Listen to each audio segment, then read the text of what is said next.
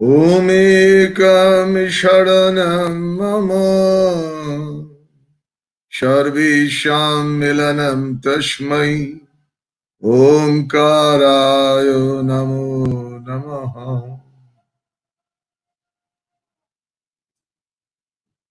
বিশ্ব ব্রহ্মাণ্ডের সকল কিছু মিলন ভূমি যে পবিত্র ওঙ্কার, সেই ওঙ্কারে আমি শরণাগত হচ্ছি। ওম শ্রী গুরবে নমঃ। ওম শ্রী গুরবে নমঃ। ওম শ্রী গুরবে নমঃ। পরম পূজ্যপাদ গুরুদেব, আমাদের পরম শ্রদ্ধার শ্রী শ্রী বাবামণির রাতুল চরণে আমার ভক্তিপূর্ণ শতকোটি প্রণাম নিবেদন করি।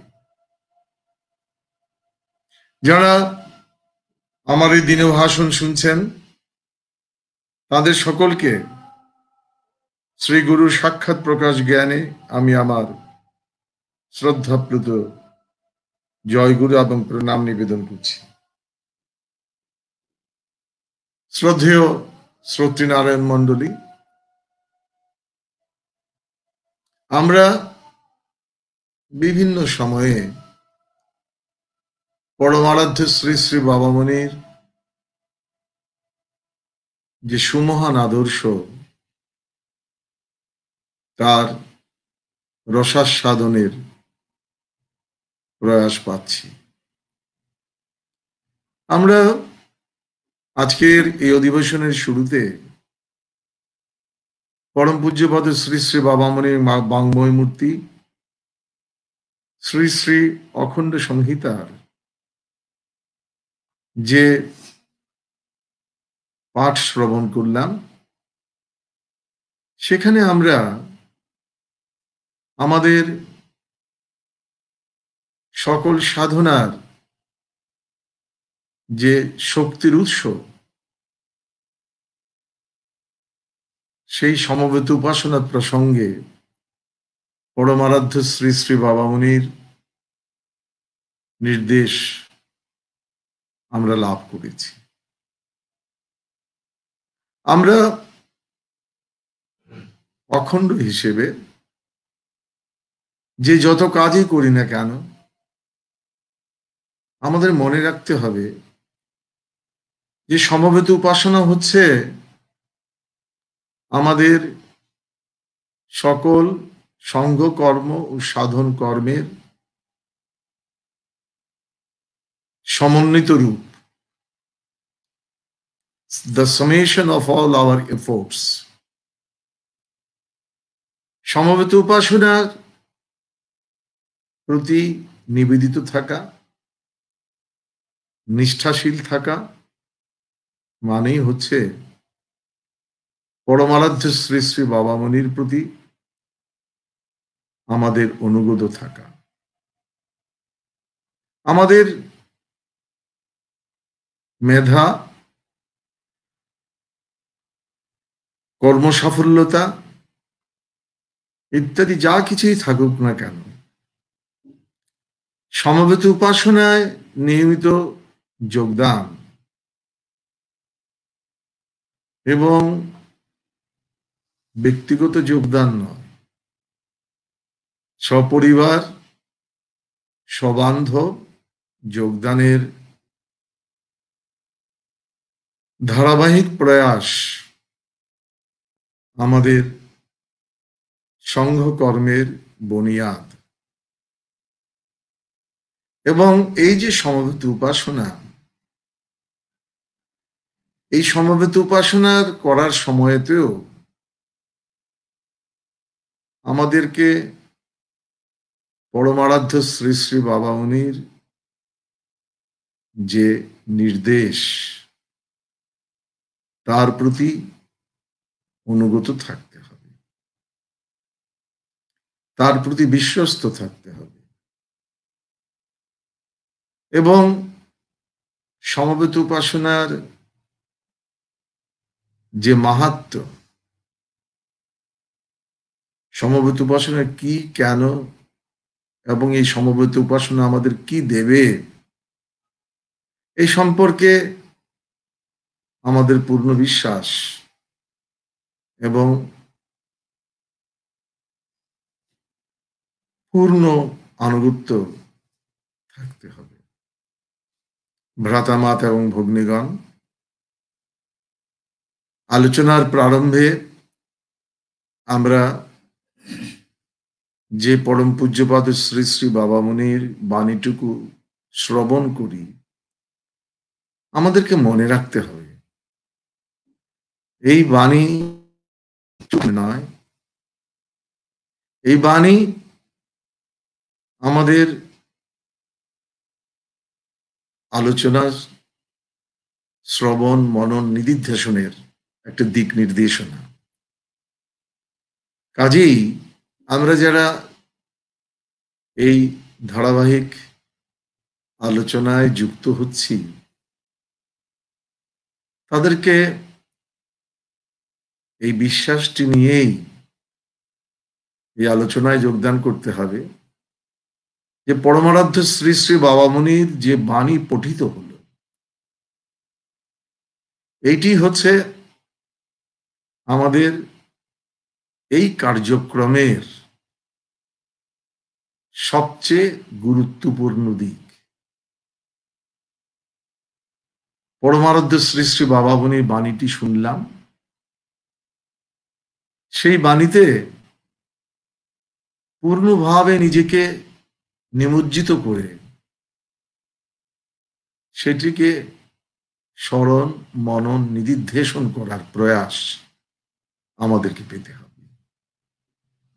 আজকে আমরা এই সমবেত উপাসনা সম্পর্কে শুনলাম, যা পরমারাধ্য শ্রী শ্রী বাবামুনির প্রাণপ্রিয় অনুষ্ঠান বলে তিনি বলে গেছেন।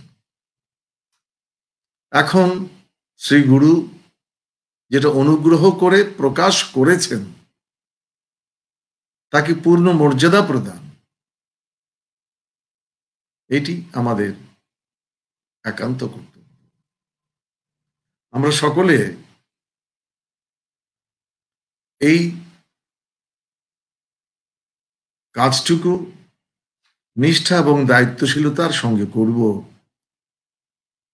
অর্থাৎ সমবেত উপাসনার প্রতি আমরা সকলে অনুগত থাকব,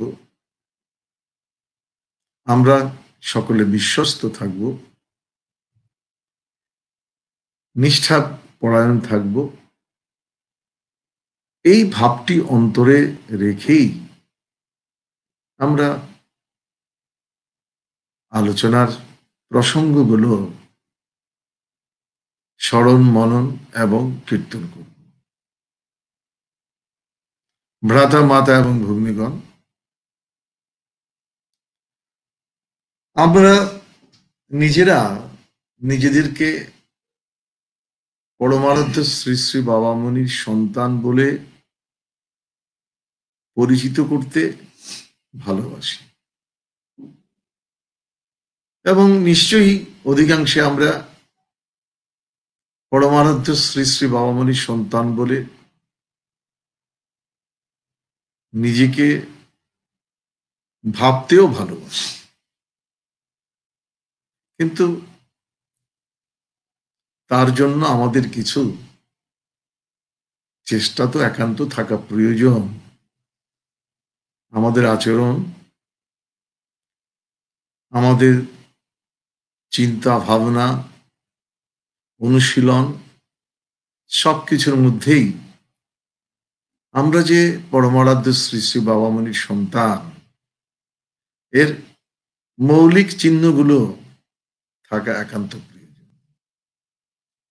পরমারাধ্য শ্রী শ্রী বাবামুনি তিনি অনুগ্রহ করে আমাদেরকে সাধন পথে এগিয়ে যাওয়ার, আত্মগঠন করার, নিজেকে অনুভব করার সব কিছুই বলে গেছেন। সম্ভবত আর কোনো মহাত্মা তাদের সন্তানগণকে এত বিস্তৃতভাবে জীবন গঠন, জীবন উপলব্ধি, কর্তব্য সম্পাদন প্রসঙ্গে এমন করে বলে যাননি। যা হোক, পরমারাধ্য শ্রী শ্রী বাবামণি তার এক চিঠিতে অনুগ্রহ করে লিখছেন, আমার সন্তানগণের কতগুলো লক্ষণ আছে। এই প্রথম লাইনটিতেই আমরা একটু যদি ডুবি, আমরা দেখব যে আমি বললেই আমি বাবামণির সন্তান হয়ে গেলাম, শ্রী শ্রী বাবামণি কিন্তু ঠিক সেটিকে স্বীকার করছেন না। বৃক্ষ যেমন ফলে পরিচয়, ঠিক তেমনি শ্রী শ্রী বাবামণি বলছেন আমার সন্তানের কতকগুলো লক্ষণ আছে। এই লক্ষণগুলো সম্পর্কে আমাদের সচেতন হওয়া, আমাদের আগ্রহী হওয়া, আমাদের সচেষ্ট হওয়া একান্তই প্রয়োজন। শ্রী শ্রী বাবামণি বললেন, প্রথম লক্ষণ, সে কদাচ অপরের অনিষ্ট চিন্তা করে না। অন্য ধর্মমত বা ধর্মপথের নিন্দা করিবে না। জাতি, বর্ণ, সমাজ, ধর্ম এবং দেশের পার্থক্যের দরুন কাহাকেও দেশ করিবে না। শ্রী শ্রী বাবামণি আমাদেরকে শিখিয়েছেন যে সকলে আমার আপনার। বিশ্বের সকলে আমার আপন, এই চিন্তা, এই চেতনা, এই অনুশীলন অখণ্ডের জীবনের প্রথম লক্ষণ বলে শ্রী শ্রী বাবামণি বলছেন। এই জন্য বলছেন সে কদাচ অপরের অনিষ্ট চিন্তা করিবে না, অন্য ধর্মমত বা ধর্মপথের নিন্দা করিবে না, জাতি, বর্ণ, সমাজ, ধর্ম বা দেশের পার্থক্যের দরুন কাহাকেও দেশ করিবে না। কাজেই স্বরূপানন্দ সন্তান হিসেবে আমার অধিকার এখানে নির্দিষ্ট হয়ে গেল। আমি কারো অনিষ্টা চিন্তা করতে পারবো না। দেখুন, আমরা যে নাম জপ করি, এই নাম জপের আগে আমাদেরকে সংকল্প করতে হয়, ওম জগন মঙ্গল হো হাম ভবামি, আমি জগতের মঙ্গলকারী হচ্ছি। এই সংকল্পটিকে জীবন্ত করার প্রয়াস আমার সাধনার অন্যতম অঙ্গ। এখন যে নিজে জগতের মঙ্গলকারী হবে, সে তো কখনো অপরের অনিষ্ট চিন্তা করতে পারে না। সে অন্য ধর্মমত বা ধর্মপথের নিন্দা করতে পারে না। জাতি, বর্ণ, সমাজ, ধর্ম বা দেশের পার্থক্যের দরুন কাউকে দেশ করতে পারে না, হিংসা করতে পারে না। কাজেই এই মৌলিক দায়িত্বটা প্রথমেই আমাদের মনে রাখতে হবে।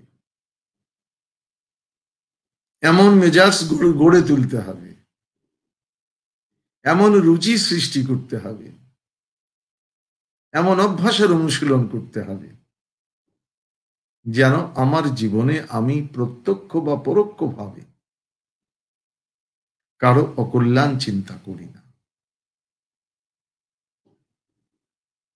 এই যে আমাদের ঋষিরা, সনাতন ধর্মের ঋষিরা, তারা চিন্তা করেছিলেন সর্বেষাং মঙ্গলম ভুয়াৎ, জগতের সকল কিছুরই মঙ্গল হোক। এইটি আমাদের সংস্কৃতির, আমাদের সভ্যতার অন্যতম মূল বিষয়। কিন্তু দেখা গেছে পরবর্তীতে বিভিন্ন কারণে আমরা এর চর্চা থেকে অনেক দূরে সরে গেছি। এমনকি সবচেয়ে লজ্জার বিষয়, দুঃখের বিষয়, যে আমরা ধর্মের নামেও মানুষকে হিংসা করেছি। যে ধর্ম আমাকে শিক্ষা দিল যে তুমি জগতের সকলের মঙ্গল প্রার্থনা করবে, আমরা মুখে মুখে বলেছি, কিন্তু আমাদের আচরণে তার কোনো ছাপ দেখা যায়। পরমারাধ্য শ্রী শ্রী বাবামণি এজন্য প্রথমেই তিনি বললেন, আমার সন্তানের প্রথম লক্ষণ সে কারো অনিষ্ট চিন্তা করবে। কাজেই আমরা যারা নিজেদিগকে পরমারাধ্য শ্রী শ্রী বাবামণির সন্তান বলে ভাবতে ভালোবাসি, আমরা যারা পরমারাধ্য শ্রী শ্রী বাবামণির সন্তান হতে চাই, তাদেরকে মনে রাখতে হবে কোনো কারণেই কাউকে পর ভাবা যাবে না। সবাই আপন মোর, কেহ নাহি পর। এটি শুধু কথায় নয়, নিজের জীবনের লক্ষণের মধ্যে তার প্রকাশ থাকতে হবে। এই শর্তটি যিনি পূরণ করবেন, অর্থাৎ যার জীবনে এই লক্ষণটি সুপ্রকট থাকবে, তিনি পরমারাধ্য শ্রী শ্রী বাবামণির সন্তান হিসেবে প্রথম শর্তটি পূরণ করলেন। শ্রী শ্রী বাবামণি বললেন, দ্বিতীয় লক্ষণ, সে আত্মনির্ভর হইয়া কাজ করিবে, অপরে সহায়তা করিল না বলিয়া কাজে ঢিলা দিয়া বসিয়া থাকিবে না। আপন হাতকে সে জগন্নাথ বলিয়া মনে করিবে। আমরা প্রায়ই দেখি, আমরা যখন সংঘ কর্মে যুক্ত হতে চাই, শুধু ডানে বামে সামনে পিছনে দেখি আমার সঙ্গে কতজন আছে। কিন্তু শ্রী শ্রী বাবামণি বলছেন যে এটা তার সন্তানের প্রকৃত লক্ষণ নয়। আমি আমার দায়িত্ব করে যাব।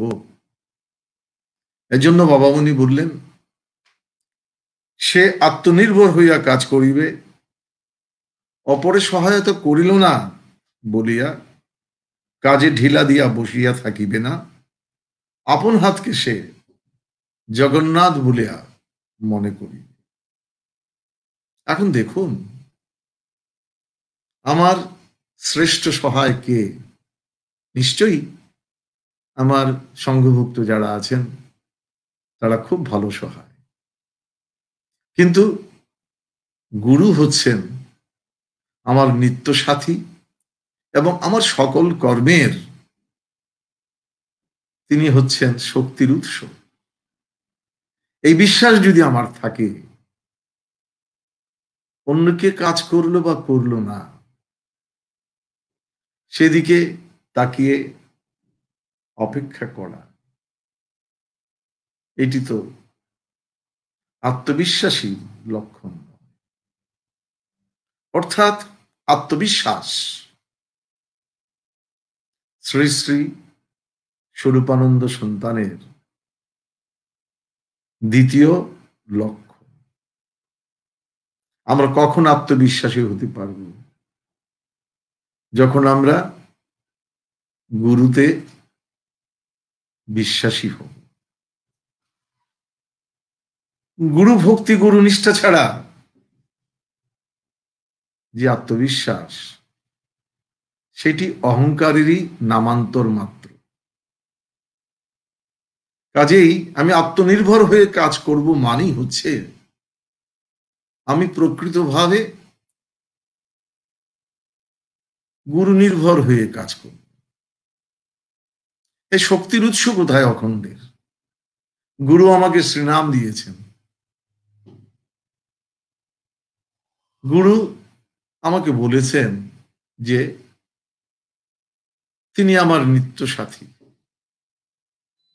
যে গুরুতে নির্ভর করে, নির্ভর করতে পারে, সেই হচ্ছে প্রকৃতপক্ষে আত্মনির্ভর। পরমারাধ্য শ্রী শ্রী বাবামণি কত সহজ সরল অনুপম ভাষায় বলেছেন, শ্রীগুরু নির্ভরে শ্রীনাম উজ্জ্বল, শ্রীনাম নির্ভরে বুক ভরা বল। গুরুতে যে নির্ভর করে তার নাম সাধনা সহজ এবং সাবলীল হয়। আর নামে যার বিশ্বাস থাকে তার অন্তরে অফুরন্ত শক্তির উৎসের খুলে যায়। কাজে এই যে আত্মনির্ভরতা, এর প্রকৃত কথা হচ্ছে শ্রীনাম নির্ভর তথা শ্রীগুরু নির্ভর।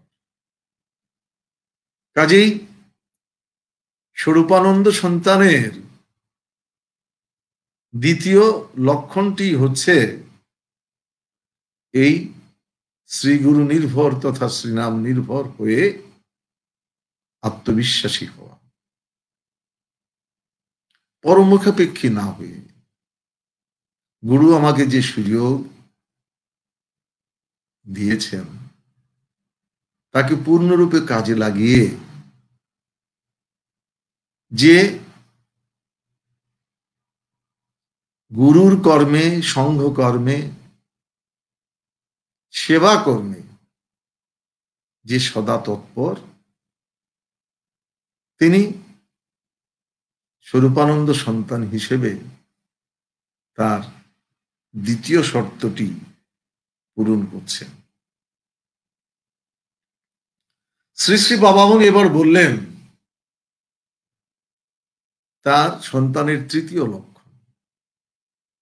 বলছেন, পার্থিব বা অপার্থিব যে কাজ যখন সে করুক, একাকী তাহার নিজের কল্যাণ, নিজের স্বার্থ, নিজের অভীষ্ট সিদ্ধি বা নিজের মুক্তি সে চাহিবে না। সে সঙ্গে সঙ্গে চাহিবে বিশ্বের কল্যাণ, বিশ্বের স্বার্থ, বিশ্বের অভীষ্ট সিদ্ধি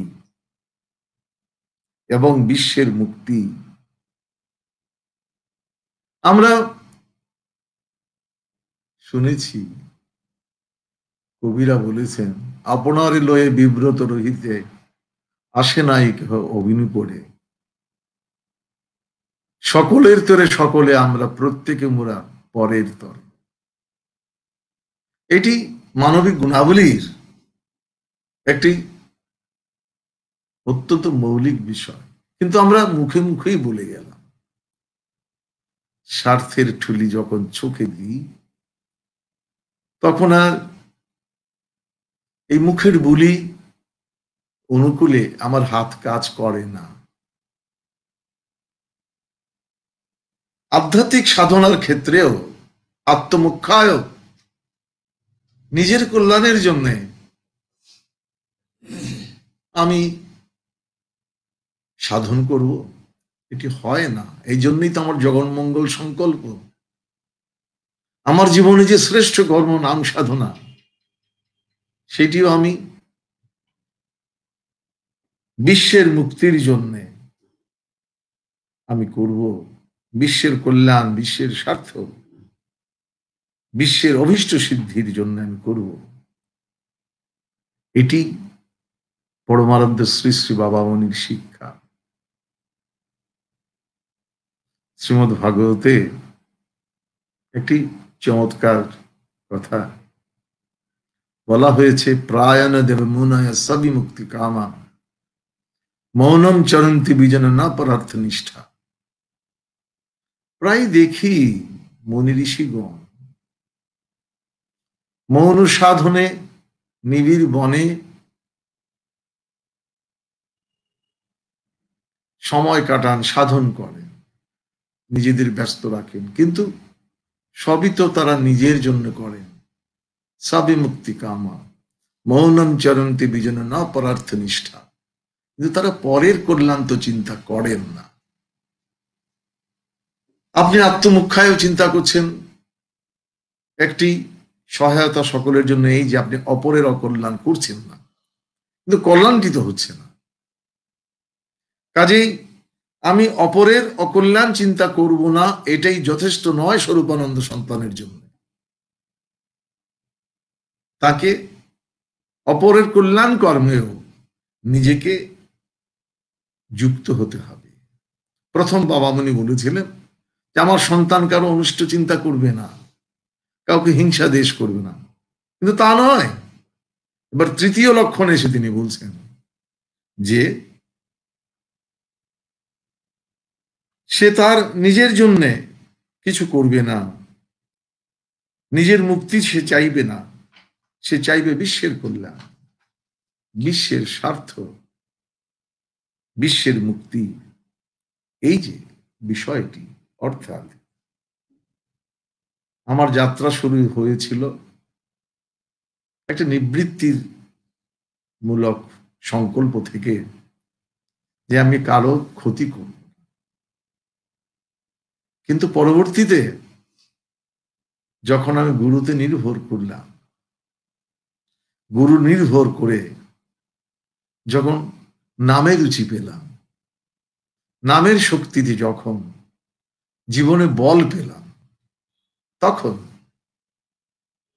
আমার সব কিছু সকলের জন্য উৎসর্গ করে দেব। কারণ আমি যে ব্রাহ্মণ, ব্রাহ্মণের পরিচয় হচ্ছে পরার্থে আত্মোৎসর্গে। ভ্রাতা মাতা এবং ভগ্নীগণ, দেহে, মনে, প্রাণে, আর্থিকভাবে, মানসিকভাবে, যেভাবেই সম্ভব স্বরূপানন্দ সন্তান নিত্য নিঃস্বার্থ সেবায় নিজেকে যুক্ত রাখবে। নিঃস্বার্থ সেবা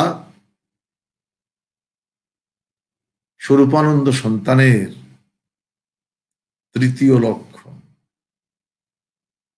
এই বিষয়গুলো আমাদের অত্যন্ত সহজ সরলভাবে চিন্তা করতে হবে। আমি যদি না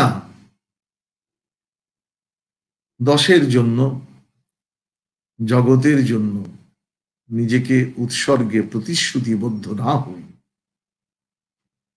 যদি না আমি সকলের জন্য সাধ্যমতো উৎসর্গে আত্মনিয়োগ না করি, আমি স্বরূপানন্দ সন্তান হিসেবে আমার আবশ্যিক একটি লক্ষণ বা শর্ত পূরণ করতে পারব না। কাজেই আমাকে নিঃস্বার্থ সেবার অনুশীলন করতে হবে। এটি হচ্ছে পরমারাধ্য শ্রী শ্রী বাবামণির নির্দেশিত স্বরূপানন্দ সন্তানের তৃতীয় লক্ষ্য। এবার শ্রী শ্রী বাবামণি বলছেন চতুর্থ লক্ষণ, সে জীবনের প্রতি পদবিক্ষেপে ব্রহ্মচর্যকে তার জীবনে যতটুকু সম্মান, মর্যাদা, প্রতিষ্ঠা ও পরিচালন ভার দিতে পারে তাহা দিবার চেষ্টা করিয়া যাইবে, এবং এই চেষ্টাকে সে বিজ্ঞাপন দিয়া বাহিরে জাহির করিবে না। বাহিরের লোকের কাছে নিজেকে একজন ব্রহ্মচর্য পরায়ণ সংযত মানুষ বলিয়া পরিচিত করিবার চেষ্টায় নামিবে না, মহত্বের ভান করিবে না। ব্রহ্মচর্য, দেখুন, সৎসংকল্প আমরা অনেকেই করি, কিন্তু প্রথমত শ্রী ভগবানের অটুট নিষ্ঠা যা একান্ত আবশ্যক নিজের সৎ সংকল্পকে বাস্তবায়নের জন্য, এই নিষ্ঠার যদি অভাব হয় সংকল্পটি টুটে যায়। আবার 5টি কর্মেন্দ্রিয়, 5টি জ্ঞানেন্দ্রিয় এবং তাদের রাজা মন, এই 11টি চঞ্চল শক্তির উৎস আমাদেরকে অভীষ্ট লক্ষ্য অর্জনে বাধা দেয়। এজন্যে ঘোড়ায় যেমন লাগাম দিয়ে তবে অভীষ্ট লক্ষ্যে পৌঁছানো যায়, ঠিক তেমনি এই ইন্দ্রিয় সমূহকে লাগামের দ্বারা নিজের নিয়ন্ত্রণে এনে এই দেহ রথকে অভীষ্ট লক্ষ্যে এগিয়ে নিয়ে যাওয়া সম্ভব। দুটো জিনিস, প্রথম হচ্ছে শ্রী ভগবানে নির্ভর সকল শক্তির উৎস, আর দ্বিতীয় হচ্ছে নিজের চঞ্চল ইন্দ্রিয় বা শক্তির উৎস, এই চঞ্চল ইন্দ্রিয়গুলোকে নিজের নিয়ন্ত্রণে এনে অভীষ্ট লক্ষ্যে পৌঁছা। যে প্রক্রিয়া, যে সাধন আমাদেরকে ব্রহ্মে বা ভগবানে নিষ্ঠাশীল করে এবং নিজের ইন্দ্রিয় সমূহকে নিজ নিয়ন্ত্রণে আনার জন্য সুযোগ করে দেয়, তারই নাম ব্রহ্মচর্য। ভ্রাতা মাতা এবং ভগ্নীগণ, যে ইন্দ্রিয় পরায়ণ, যে ইন্দ্রিয়ের দাস হয়ে যায়, সে কখনো মনের নিয়ন্ত্রণ রাখতে পারে না। এ কারণে ইন্দ্রিয় পরতন্ত্রতা এবং সৎ সংকল্প বাস্তবায়ন পাশাপাশি চলতে পারে না। যারা মনে করেন যে আমি অপার ইন্দ্রিয় ভোগ করব, আবার ভগবানেরও সাধন করব, পরমারাধ্য শ্রী শ্রী বাবামণি সেই পথকে অনুমোদন করেন না। বিশেষ করে তিনি আমাদেরকে যে ওঙ্কার সাধনার অধিকার প্রদান করেছেন, তিনি সুস্পষ্ট বলেছেন যে ওঙ্কারের যে সাধন করবে সে আত্মকেন্দ্রিক বা নিজের কল্যাণকে নিয়েই সন্তুষ্ট থাকবে না এবং সে ইন্দ্রিয়ের কাছে আত্মসমর্পণ করবে না। ভগবানকে খালি বলবো, ভগবান আমাকে সুখী করো, আমাকে আনন্দ দাও, অর্থ দাও, বিত্ত দাও, শত্রু বিনাশ করো, নিজের কাজে নিজের চাহিদা পূরণের জন্য ওঙ্কার সাধন নয়। আবার ইন্দ্রিয় পরতন্ত্রতার সঙ্গে আপোষ করেও ওঙ্কার সাধন চলে না। এজন্যই পরমারাধ্য শ্রী শ্রী বাবামুনি তার সন্তানগণের যে লক্ষণগুলো তিনি আমাদের কাছে নির্দেশ করলেন, আমি হিংসার দেশ করব না, আমি গুরুতে নির্ভর করব, আমি অপরের কল্যাণ করব। এরপরেই তিনি বললেন যে আমি ব্রহ্মচর্য পরায়ণ হব, নামে নিষ্ঠা এবং নিজের ইন্দ্রিয়ের উপরে স্ব অধিকার স্থাপন, এর চেষ্টা স্বরূপানন্দ সন্তানের পাশাপাশি বলছেন। যেমন আমি এই বেশটি ধারণ করেছি, যারা দেখবেন আমাকে দেখছেন ভাবছেন যে ব্রহ্মচর্যের একটা পোশাক নিয়েছে, কিন্তু পোশাকই ব্রহ্মচর্য হবে না, প্রদর্শনবাদিতা চলবে না, নো এক্সিবিশনিজম। প্রদর্শনবাদিতা বাণী হচ্ছে, প্রদর্শনবাদিতা মানে হলো ধর্মধ্বজিতা। পোশাক আশাক চলন বলন আমার সাধনের আনুকূল্য দিতে পারে, কিন্তু এই পোশাক সর্বস্ব যে জীবন এবং এর বিনিময়ে সম্মান প্রত্যাশা করা, এই সব কিছু, এই ধর্মধ্বজিতাকে ত্যাগ করা, এটা স্বরূপানন্দ সন্তানের মৌলিক চতুর্থ লক্ষণ। শ্রী শ্রী বাবামণি এরপরে বলছেন যে পঞ্চম লক্ষণ বা চূড়ান্ত লক্ষণ এই যে কর্তব্য সম্পাদনের পথে সে বিন্ধুগিরি তুল্য বা হিমাচল মৃত বাধা আসিলেও সে তা গ্রাহ্য করিবে না। বাধা তো আসবেই, সৎ কাজে শতেক বাধা। দেখেন আমরা যারা অখণ্ড, আমরা প্রাণের টানে দীক্ষা গ্রহণ করেছিলাম, পরমারাধ্য শ্রী শ্রী বাবামণি হাজার হাজার স্থানে ভাষণ দিয়েছেন, কিন্তু কোথাও তিনি কাউকে দীক্ষা নেবার কথা বলেন না। আমরা প্রাণের টানে তার শরণাগত হয়েছিলাম। তিনি অনুগ্রহ করে আমাদের ব্যাকুলতা কে সত্য বলে ভেবে আমাদের আশ্রয় দিয়েছিলেন, এবং সে সময়ে জীবনের আমাদের সকল পাপ গ্রহণ করে আমাদেরকে পাপ মুক্ত অবস্থায় ওঙ্কার নাম দিয়েছিলেন। কিন্তু দেখুন, গুরু অনুগ্রহ করে পাপ গ্রহণ করলেন,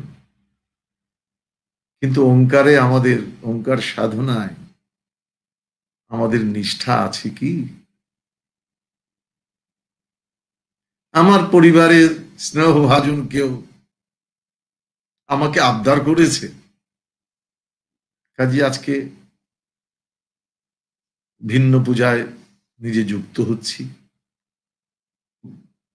যখন গুরুর আশ্রয় গ্রহণ করেছিলাম তখন তো পারিবারিক ট্রেডিশন ছিল, আমি জানতাম যে আমার পূর্বপুরুষেরা এই ধারায় অনুষ্ঠান করেছেন। সেটা জেনেই মঙ্গল পথ জ্ঞান করে নিজেকে সংস্কৃত করার জন্য আমি গুরুর চরণে শরণাগত হয়েছিলাম, কিন্তু ভুলে গেলাম, আবার সেই পথেই ছুটছি। এই যে নিষ্ঠাহীনতা, এটা পারিবারিক ট্রেডিশনের কারণেই হোক, অনুরোধে হোক, উপরোধে হোক, ভয়ে হোক, লোভে হোক, কৌতূহল বশত হোক, বা লোক দেখা দেখি হোক, আমি তো এই বাধাকে অতিক্রম করতে পারলাম না। যে পারল না, তিনি স্বরূপানন্দ সন্তানের চূড়ান্ত লক্ষণটি পূরণ করতে পারলেন না।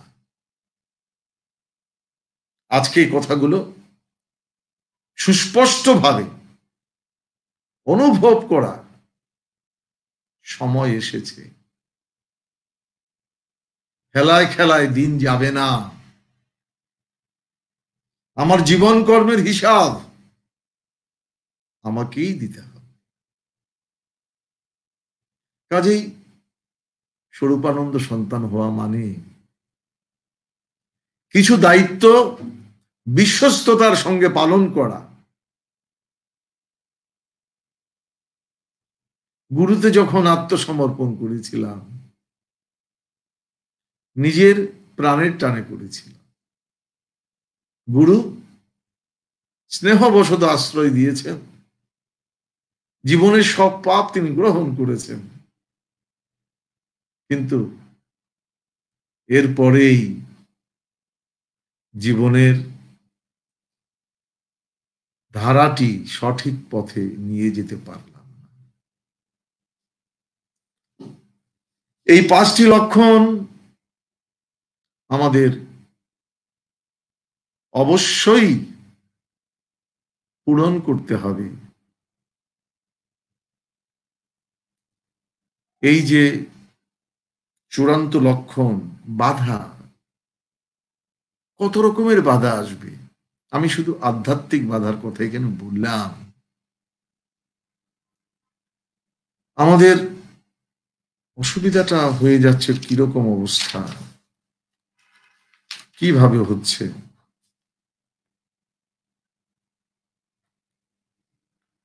আমরা অনেকেই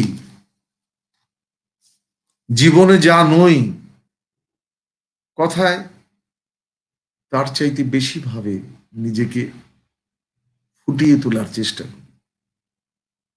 দেখুন, পরমারাধ্য শ্রী শ্রী বাবামণি আরেক জায়গায় বলছেন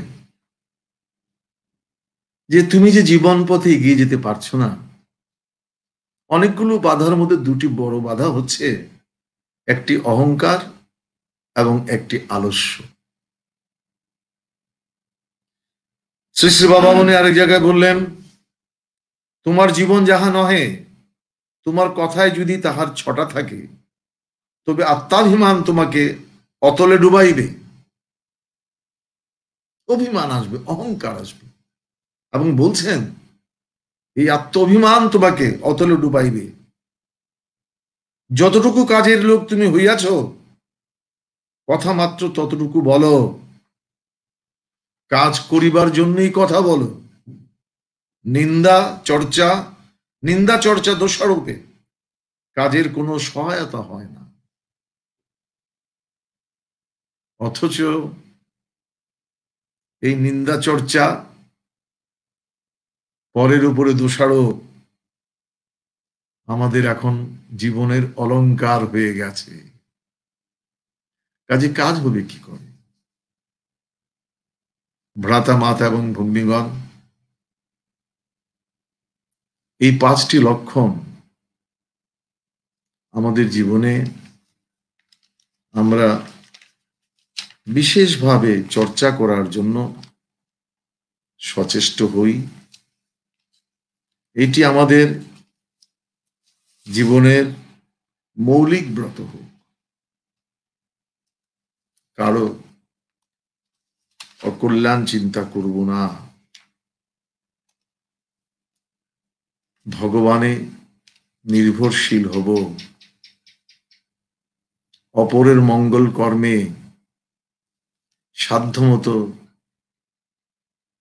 সাধ্যমতো কেন প্রাণপণ চেষ্টা করব। নিজেকে ব্রহ্মচর্যের অর্থাৎ নামনিষ্ঠ এবং নিজ ইন্দ্রিয়ের উপরে অধিকার সংস্থাপনে সচেষ্ট থাকব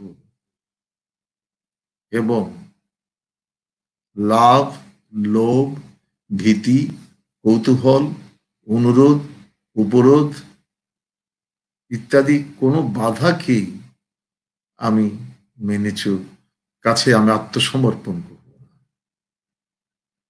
আমাদের পরিচয় হোক আমরা প্রকৃতই স্বরূপানন্দ সন্তান। পরমারাধ্য শ্রী শ্রী বাবামণি শ্রীচরণে সেই আশীর্বাদ প্রার্থনা করি যে আমরা যেন তার অনুগ্রহে তার সন্তানের এই লক্ষণগুলো নিজেদের জীবনে প্রস্ফুটিত করার জন্যে সদা সচেষ্ট থাকি। তার আশীর্বাদ সকলের উপর বর্ষিত হোক। হরি ওম।